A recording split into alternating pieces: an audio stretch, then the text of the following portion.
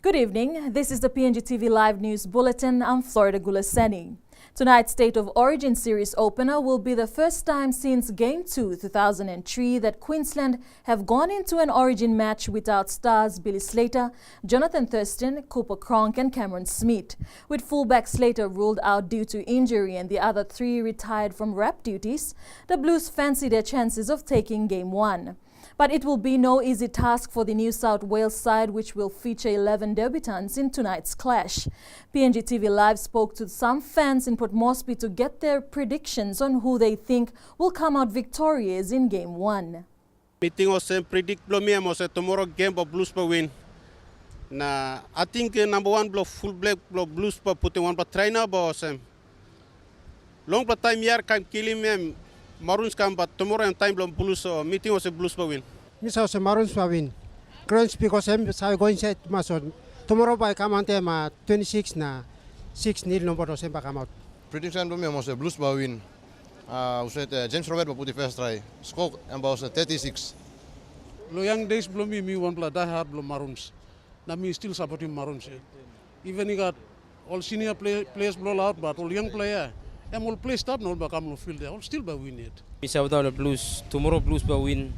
First try by lateral Mitchell, number 3 Blues will put in try. Number 22-6. Maroons fan. I'm not really sure like what's gonna be the score, but I think it's gonna be a really tough game. Yeah. Miss was Blues by win. All Maroons are win. This is a triple key player or Ross finish. Also now I'm time Blues by walking 3 in a row. So in New South Wales, I think New South Wales will win this match by 12 points. Telescope will be the first try scorer. I would go for Blues, and the score would be like Blues 18 and Maroons 10. Meeting all Blues by win because all plenty all engineers all players kind of some Josh Adokar me hope some put the first try na score by 12-14. Meanwhile, fans in Port Moresby will get a chance to watch the big match on the big screen provided for by NCDC. The big screens will be located at the Jack Piddick Park, Erima, Hola Ipi Park, Tokarara Market, Casino Roundabout Gerhu, Koki Wanigela, Pari 9 Mile Morobe Block, Taurama Morata Community Hall, Elevala Baruni, Kira Cricket Ground and ATS. Kagua Secondary School is one of the oldest schools in the district of Southern Highlands Province that caters for up to over 1,000 students yearly. School principal Kita Yambi, who was also a former student, says from his time 20 years ago till today, they have not seen such a huge commitment put into the school, and he is thankful to both PRG and MRDC for the great initiative. Many rural schools in Papua New Guinea do not have basic facilities like electricity that others enjoy in more of the urban areas. Electricity is actually a need for schools and homes, so students are able to study, to do their homework even at home. These were the words of Kati Yambi, school principal of Kagua Secondary School, who has been running the school for the last 3 years. Thankful to the MRDC, Yambi says they have been operating on smaller generators or mostly in the darkness for over 20 years. Our students, it's a big challenge for our teachers and our students here. And I find it many times we go to, in 2013, 12, around there we have gone to media as well. National newspaper, First Korea, all those media team came around, so we have made our queries known to them, but the concerned authorities have never see what's happening around here, and then all those kind of the coming and going MPs and all those have never seen our need here as well. He added that students and teachers have been faced with a lot of challenges, but giving up was never an option. Our teachers are still sleeping in the houses where there's no light. We are using kerosene lamps and candle and torch and those to help prepare our lessons and all those. and then students also use such materials as well to make use of their study, whatever, especially in the nights. Yambi says that having petroleum resource Gobe and MRDC come to aid is such a big relief, and for that he and his school are very thankful. He also added that there are also still more to be done for the school. I see a lot of developments needs to be done. Like we also need a good school administration block. It's a secondary school, and like I'm still in a primary school like level here. When looking at the facilities and those, I'm trying to think big, but I can't think big. Looking at the school environment and the status of how secondary school supposed to be. Yambi hopes that with MRDC and PRG paving the way, the government will look seriously into assisting rural schools, ensuring that they are well developed to educate our children for generations.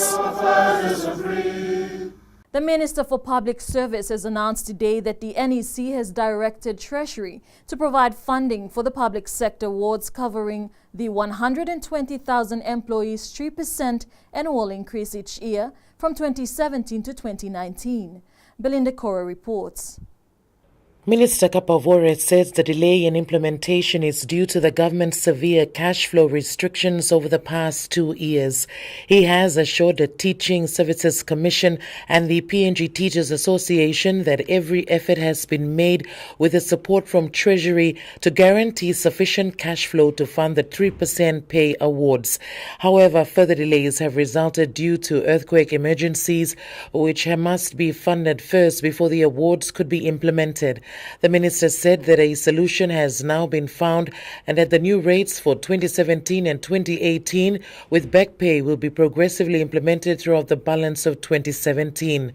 By this time next year, the 2018 awards rates with back pay will have been fully implemented. The minister says the 2019 rates and back pay will be then fully implemented by the end of 2019.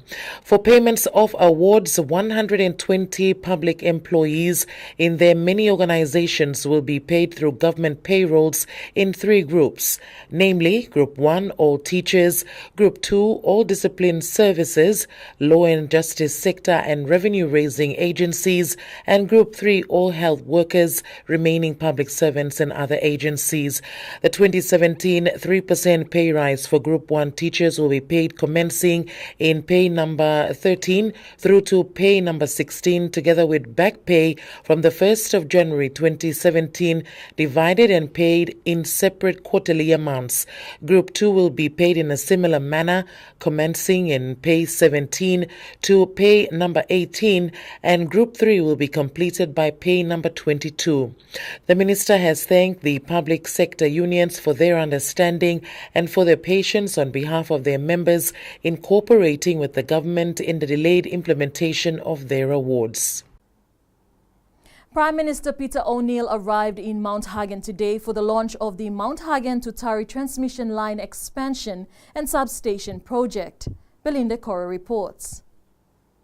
Greeted by Western Highlands Governor Pius Wingti at Kagamuga Airport, the Prime Minister said he was pleased to be again in Mount Hagen to launch such a vital power project. The transmission line will deliver 180 kilometers of single-circuit transmission between Mount Hagen and Tari. The power line corridor will pass through the Western Highlands, Southern Highlands and Hela and include 4 step-down substations at Mount Hagen, Mendi, Pauanda and Tari. This will enable more schools, homes and hospitals, including businesses, to have lighting, refrigeration and power for machinery in most cases where this was never available before. The government is expanding reliable access to power rural communities. That is an important component in achieving the target of connecting 70% of the population to electricity by 2030. Belinda Cora, PNGTV Live. You're watching PNGTV Live News Bulletin. More after these messages.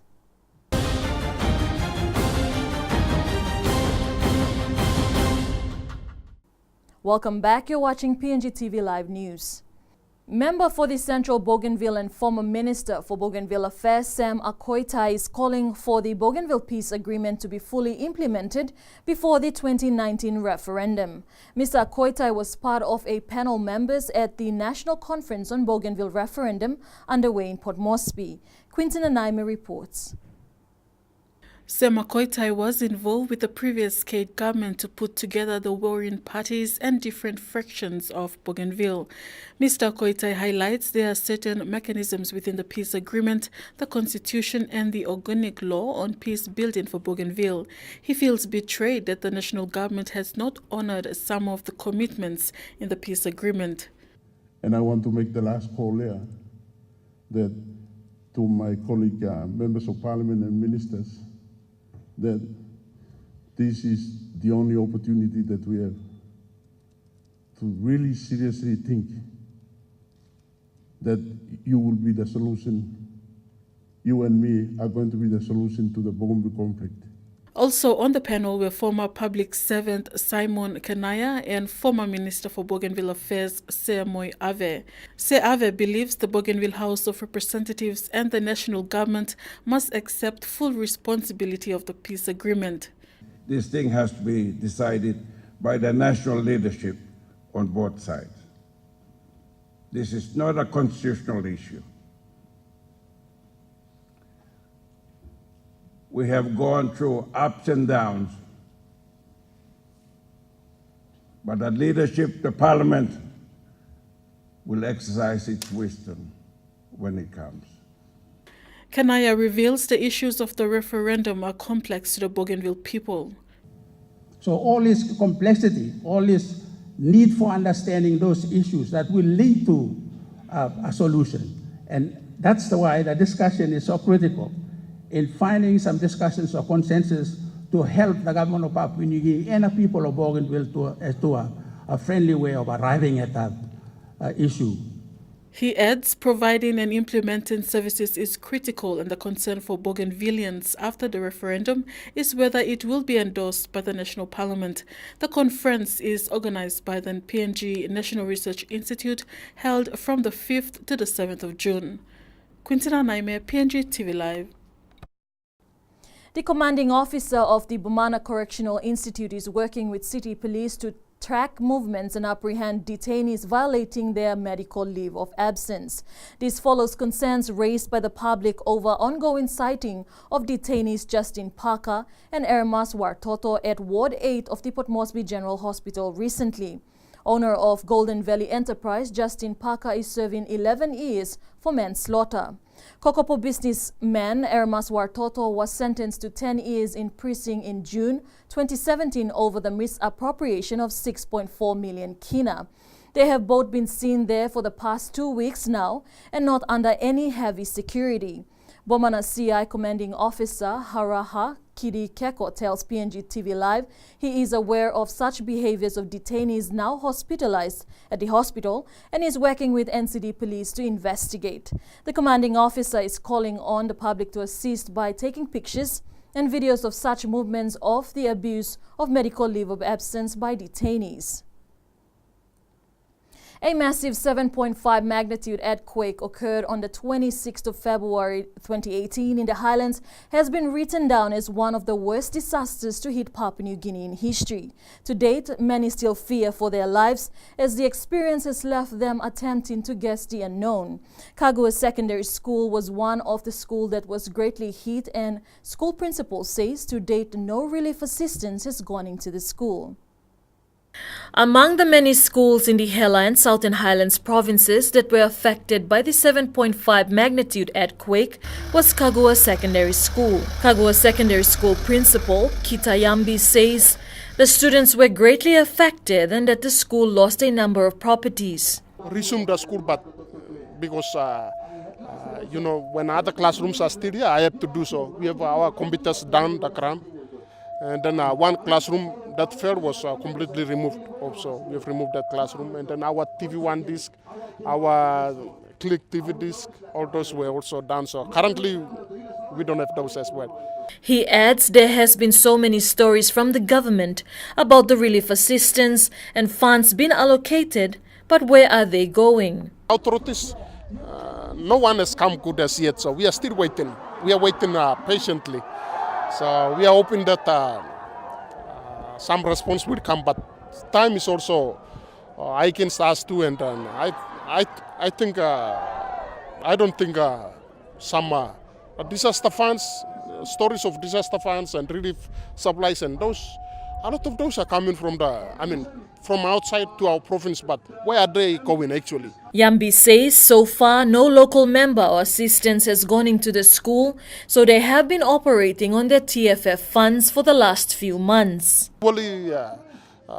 Operating from the TFF funds, so we really appreciate the government of the day for giving us at least some little bit of TFF fund, although it's not to the maximum. The full amount that we are supposed to give is not given, but we are privileged that at least TFF funds coming in. Bradley Hanema and Shelinda Kore, grade 10 students of Kagua Secondary School, says it was one of the worst experiences which they are thankful has gone by, and now they are back to school with positive things to look forward to. That is, I don't think we will continue more further to complete our education system in this year 2018. We are so much thankful for the Heavenly God because He didn't affect all the buildings. You're watching PNGTV Live News Bulletin. More after these messages.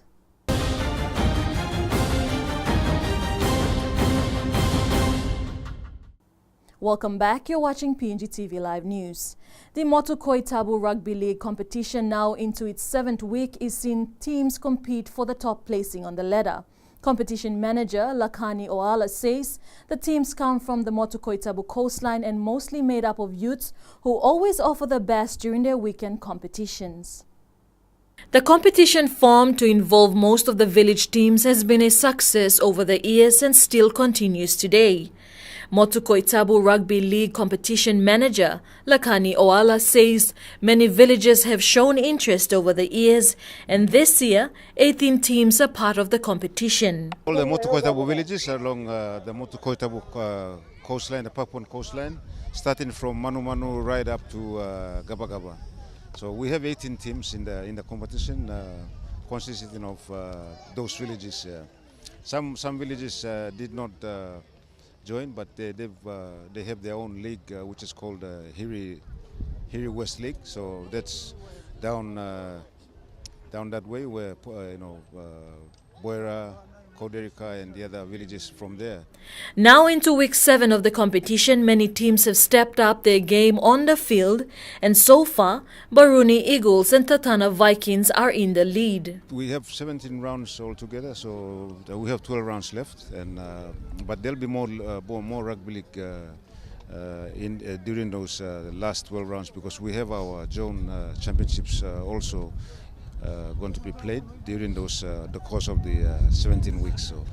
Oala adds that the support from the villagers are very impressive every weekend, and with the young players involved, there is a clear path set for them. Origin concept also, which forms another level of our competition, and so it gives the players sort of the leverage that they need to go into break into higher levels. So our original concept is NCD, Motu Koita NCDs, NCD villages who form up in the NCD, and also the central villages who are Motu Koitabu villages.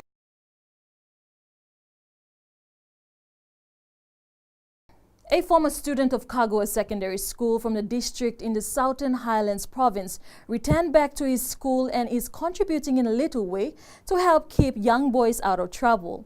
Orex Pali, who was part of the Kimbe Games, says from joining local kickboxing clubs from where he comes from and mastering the skills of kickboxing, he now trains students in school who have the interest to learn. Sequence. 1, 2, 3, ready? 1, 2. It is a sport well known where many compete in huge competitions around the world, but for this group of interested individuals, finding a place behind a classroom or a cleared space to train was more than enough, with the hope that one day they will be part of a big kickboxing competition.